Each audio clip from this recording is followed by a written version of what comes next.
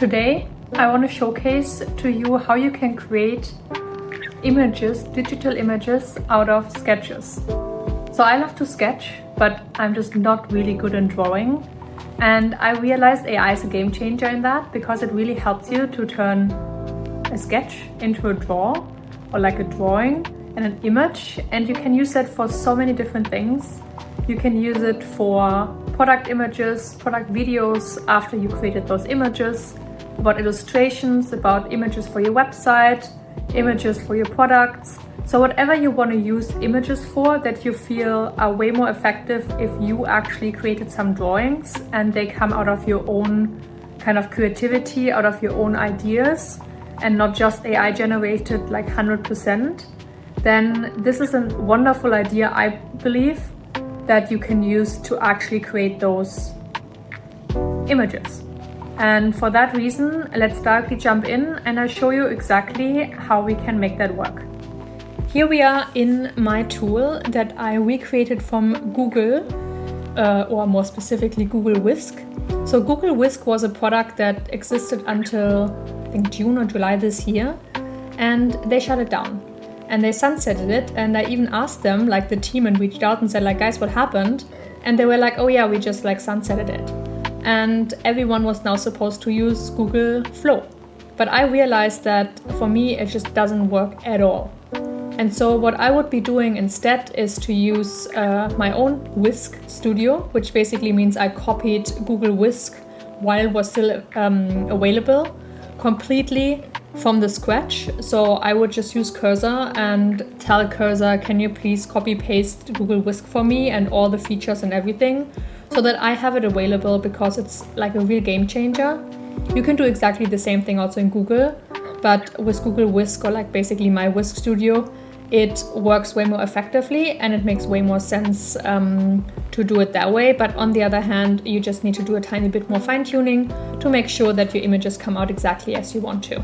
And I use my own product because I personally think it's like very effective and it does everything exactly how I want it to be. So what we will be doing, as said, creating images out of sketches. And so let me quickly explain the environment for you so you know like how it works, and then we can directly jump in and start. So what we would be doing is that what I really loved about Google Whisk is that actually you can create reference images. So I would use it by creating tons of different characters and put them into subjects and then create a scene, for example, a city or something else, whatever it might be. And in that sense, it would put all my subjects into the scene and the image would be done. And that was a game changer because putting this all into Canva is like very expensive and very time consuming, and I just didn't like it. And in that sense, you can just assemble and put everything into one image, and you also can describe your idea and what you're actually doing about it. So let's quickly delete this image. We will be using exactly the same image, but just to for the sake of actually doing it. So we go here and we have this scene starter, this image. I quickly click on it so you actually see how it looks like. It's a very basic image. It's a very raw sketch, you could say. And I sketched it or drew it, however you want to call it, while I was at a workshop. And as said, it's very raw. I like it, that's my style, but it is, as said, very raw. And so I wanted to put this into like nice images, but also using these different individual elements for example, product illustrations and some other nice images. And so that's how I use the tool. But as said, you can also use Gemini in general because this whole product is based on Gemini Flash 2.5, which I mainly use, but you can also use other APIs. So this is the image that we will be using. I will put the scene starter here in the subject, and we already see the results here because I did it before, and we will do it again so that you actually see the exact prompt that I'm using. So we see it's currently uploading, which is very nice. What like Google Whisk also had, but I kind of extended it to some extent, is prompt templates. So you can even put like your own templates here. And in that way, you don't have to repeat your templates every single time or like your prompts every single time. So I did character study, so I would have like tons of those character study prompts. And that's something that is really, like really effectively, especially also when you build your own products, but also if you want to, use this process of actually using a product be it using an AI model or be it being using Whisk by itself. So let's put that down. We have our subject here. And now what we will be doing is that we're describing our idea. So what we're saying is, please copy paste this exact image into a digital frame. Leave it exactly as is, all the lines and everything. But remove the text, please. So I don't want to have the text because the text has nothing to do with the image. And then what I would be doing is that I just make sure I select your Google Gemini as the AI provider, aspect ratio 16.9, and then we are basically done. So we click enter, we close our settings, we close our reference images, and now you see it's generating 2 variations. And why I think it's like so amazing to do 2 variations, because that really helps me to have everything as like some ideas, some experiments and everything together, because sometimes you just want to get some kind of examples and all generations are slightly different, and that's a matter of just AI models creating images. But as you can see, it's rather raw. And what I also really like if we click on these images is that you see that even like the lines are still raw. And that's exactly what I wanted. I wanted to have even the raw lines in these digitalized images, because that basically cuts all the, like image editing. You can just say, hey, copy me this exactly as it is there. And you can even say, hey, not this box, just remove the box and just have this plain paper with this drawing on top of that. You can even add like your own signature. I mean, that's obviously only do this if it's really your own signature. Don't use another signature, but that's what you can do. And in that sense, you could also stop at this specific step, but obviously we want to go a bit deeper. So here's like, this one is more in an image. So we set image frame wide. We can also say, don't use an image frame, just put it on the notepad. So whatever we want to do. So let's actually go with that one, because this one is an interesting one, because we will create a whole scene out of it. And I haven't seen creating a scene out of it in a box. And so let's go with that box. And so what we can be doing, which I like a lot, is now to refine this image. So we refine the image step by step further. I quickly download this one. So just to make sure that we have that, because the initial images it creates and like it also makes them visible in the front end, but so far I haven't built it in that all the refined images are also visible in the front end. And so I always make sure that I like download them so that I have them available. And the beauty is like just in general for building the product out itself, you can so easily with Claude Code, so I use Claude Code and VS Code, you can so easily just adapt those features wherever you may need them. So for example, some of these features that are here, they are just placeholders, so they're not working yet, but our refinement works, and that's what we're actually doing here for this image. So let's do that. So what we would be saying is just smoothen out the lines. Just make sure that this is a smooth image. So smoothen out the lines of the image, nothing else. So this is what I like to do. I like to do it in steps and phases. Main reason for the phases is just to make sure that we better understand what exactly is happening and have more quality and more ability to make changes. But in no sense it means that you have to do this. You can also just put like one big prompt and put everything into one prompt, and then you should also get a very good result, and obviously a way faster result and also a cheaper result. This is also for demonstration purposes, so that you actually see what's possible and that you can try it yourself, fine-tune it, prompt around it, try it out, play around it. And so this is what you're seeing here. So you see now we have like fine and smoother lines. We don't have these lines that are just going everywhere. Let's quickly download it just for my own reference. And now let's give it some color. So let's say slightly add some coloring. Let's make sure we do this. Normally it works, but just to make sure.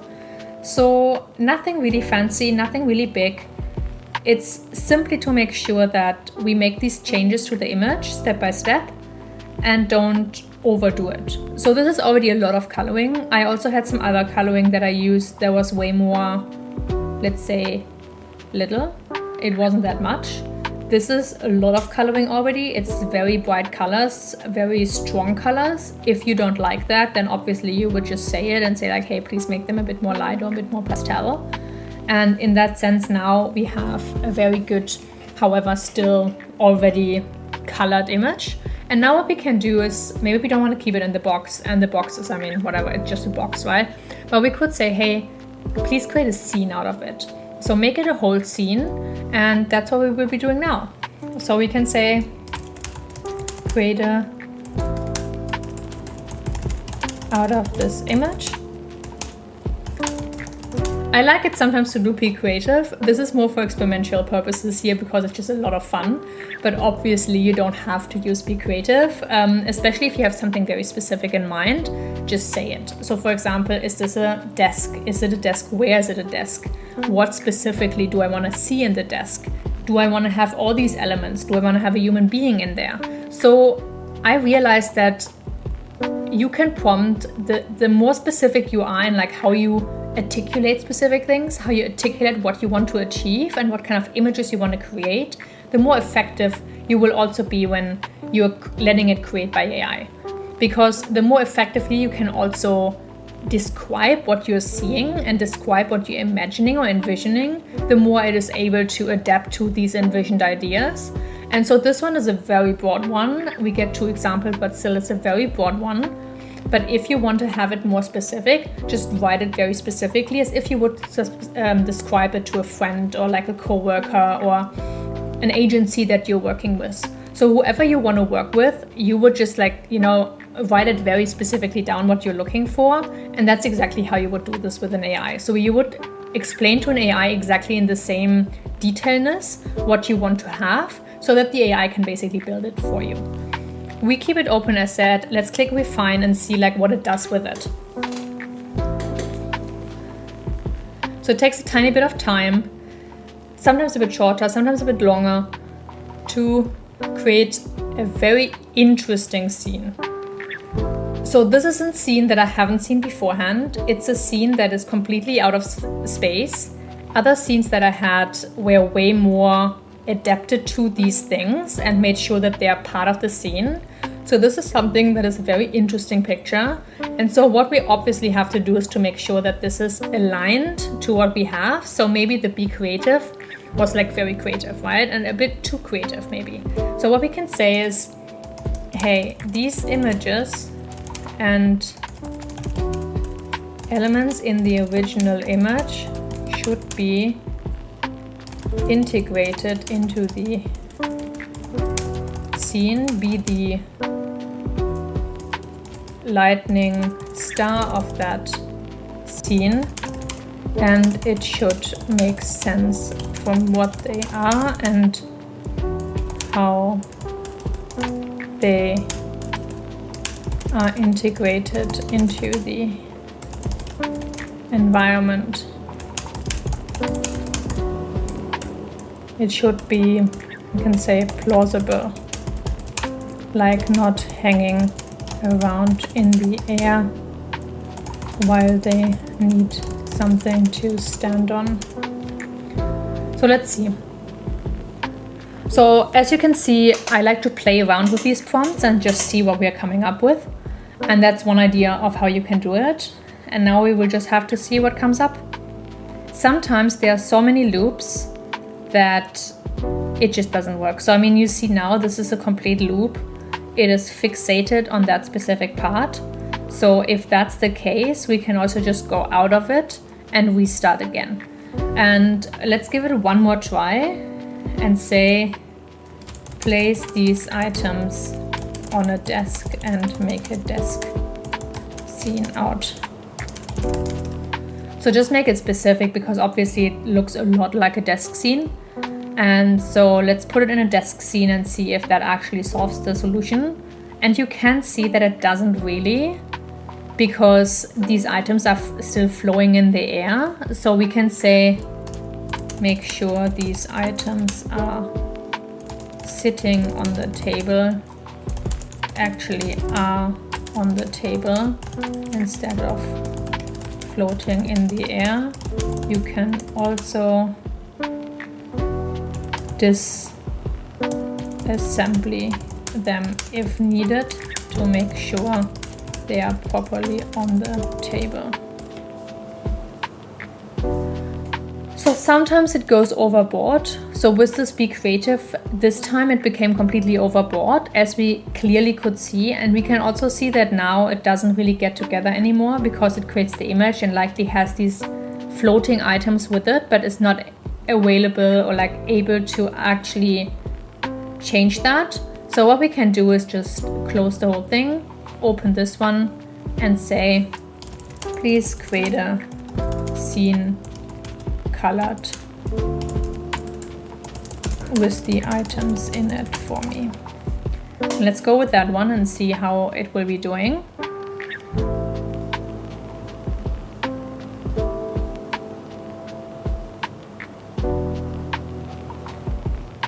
So we can see way better, way different, and way more aligned with a real scene. So this was a fast version. We can see that the lines are not as clean as they could be. We can now smoothen the line a bit. We can also now change anything that we want to change. But we now see that it is possible, and it's exactly the error that we're currently running in, that sometimes AI is not perfect and sometimes it misses reality, especially with these very broad prompts that we gave it. But if we want to just keep it back to the real world and like how we want to have something, then we can quickly fix that by just restarting. And yes, we had a couple more AI generations, but at the same time we are in a way better spot. And now what we can do is to say, okay, now we want to have it, for example, in a different style, or we want to smoothen our lines because they're still not smoothened, but we had that before, you know how to work with it. But let's say we want to have the whole scene into like a 3D cartoonish scene. So what we can do is, please change that scene into a 3D cartoonish scene and make the table more brown and remove the image frame. So let's see how it's doing that. So it should reduce hopefully the image frame, and then we just have that scene. We have a more browner table and we have the whole thing in 3D cartoonish. So that would be the ideal. And we see it kind of worked. It's a very small scene, but at the same time, it's way more effective. And what we also see, it automatically smoothened out our lines. And in that way, we can now, for example, also stretch it a bit. We can play around with it. We have way more opportunities now to play with that scene. And now we can say, hey, we love that so much. We actually want to sell the basketball, for example, or the pen, and do that specifically. So turn the whole thing into a product video where our product, the basketball, is photorealistic and the rest can stay as is. So we can say, please turn that image into a product, advertisement, picture or image where we sell the basketball, keep the scene as is, make the basketball photorealistic, and make sure we, as the audience, get all the benefits of the basketball. So obviously selling a basketball in that scene might not make the most sense, but for demonstration purposes, it's exactly what we want to have. It's exactly the idea of saying, here, sell the skills, not the gadgets. The world's best miniature basketball is here. So it took exactly the idea of saying, hey, if we look at that scene, that's not a basketball that we necessarily need to play around on like a soccer or like a basketball field, but it's more like a mini basketball. We got a specific logo, so obviously we don't want to have that logo in like our own one, so we will likely just change it. But we have here like all the features and say precision texture for ultimate grip, perfectly weighted for true arc, fits all miniature and novelty hoops, and durable reinforced rubber core. So you can see that because we skipped all of these phases in that specific image, we are kind of missing a bit of the vibe of like a whole full scene. But at the same time, when we see like we're completely getting offset, then we can also go back by just starting with like the first digitalized image and making this again into a scene a bit more quicker or whatever you want to do, so that you have everything here. And then we have this image and we can play around with the image. We can also change the art style again. We don't want to have 3D cartoonish, maybe we want to have photorealistic for everything. Maybe we want to have a completely different watercolor style, different colors as well, different elements in the scene, so we can add or subtract specific elements. So basically we have everything that we want and we can just play around with whatever we need. So that was it. I hope you learned a lot about how we can turn a draw into a full image with AI, and why it can be helpful, how it can be helpful, what we can be doing with it.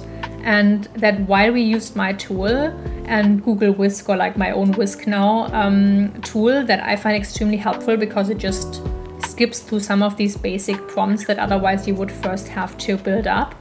You can also still do it via Gemini. You just have to be a bit more careful, because what I realized that it's not as good to just copy paste. It often just smoothens those lines automatically and sometimes adds some elements. You can then delete those elements anymore, but what you always have to make sure is keep in mind that we build upon an image. So I have specific prompts and specific coding in here that goes exactly like, okay, I have this base image, and then based on the base image, every refinement bases on everything that had been happened before. So I can always relate to everything that is there, and it's not starting anew. I realized that sometimes in Gemini AI prompt or AI model in the chatbot, it is not really good in keeping track of all these images that it like changed around before. So what you can use is, for example, you can use like the Google Vertex AI Studio, and in there you get an API, and then you have, so I use VS Code and Claude Code, but you can use whatever you want to have to actually build your products and use AI for coding. And you don't need to code, you just need to be able to have like this IDE like VS Code downloaded.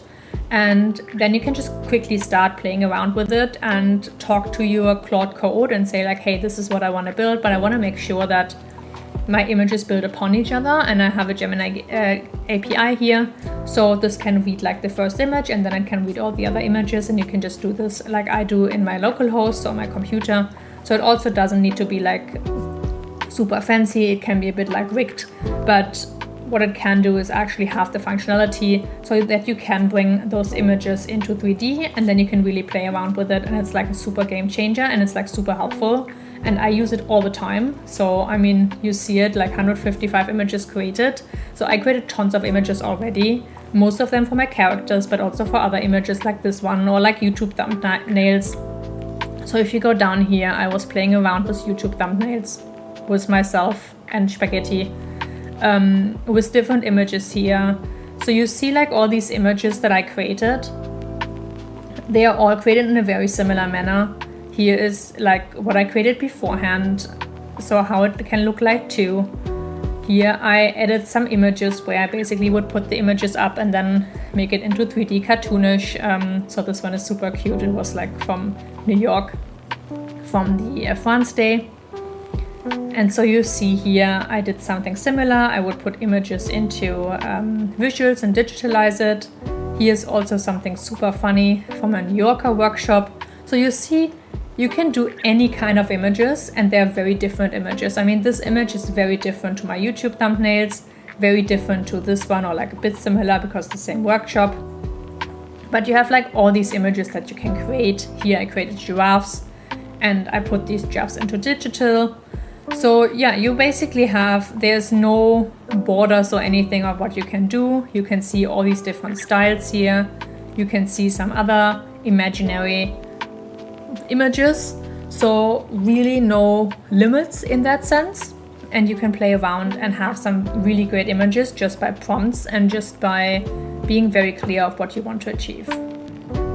You loved the video, it was super helpful for you, and now you're super excited to try it out yourself, then I would really encourage you to try it out. And try it out either by building your own little tool where you feel like, okay, I can actually bring it to the same level. Alternatively, use Gemini and get to like a similar level too, but maybe with some more adaptations necessary. But very importantly, it's about the different elements of what play a role, the different parameters and everything that is necessary to actually make it work. Because once you know like what goes into it, then you can also better refine how you can bring your sketches into drawings, into images, into digitalized worlds, and use it for whatever you actually need to use it. In that sense, if you find this video helpful, I would be very happy if you're able to subscribe. And if you have any questions, let me know, and see you next time.